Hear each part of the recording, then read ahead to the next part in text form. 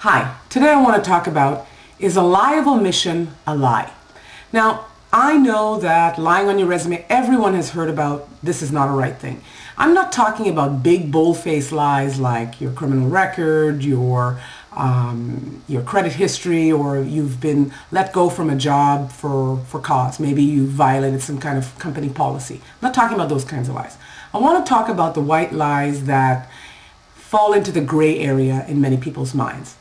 Now, one of them would be because you have a gap on your resume. So, know a case where someone had a personal situation and had a gap on their resume.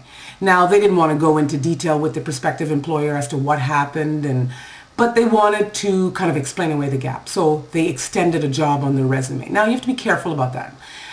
There are very good reasons for having a gap on your resume, and if you explain it without getting into too much detail, you don't want to violate your personal rights, there's a way to explain a gap. Perhaps the gap is even because you just wanted to take some time off, took a year off. Those are things that can be explainable, and people can understand that in an interview. The other white lie or omission that I see is jobs. People take jobs off of their resumes regularly. Because it wasn't long enough, they didn't get along with the boss, they were terminated.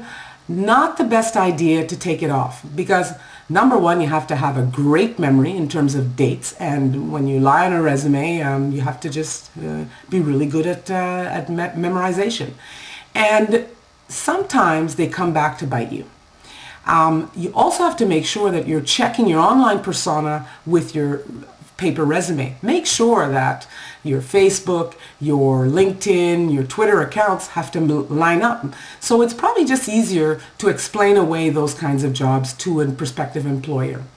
The other thing that I see is education. Someone has a PhD and they've been told that they're overqualified for a job. Take that PhD in your resume and move it to somewhere else in your resume where it's not as prevalent.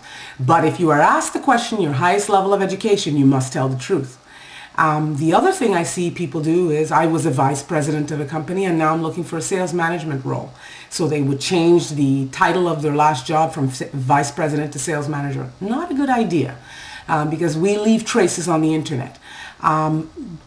Instead of doing that, think of a really good explanation as to why you want to go back, because the employer is just wanting to make sure that you're the right person for the job and you're not going to bail in 6 months after you get that VP position. A lot of times I hear people telling me that they've been given this advice by family members and friends. Widen your net and talk to different people about that.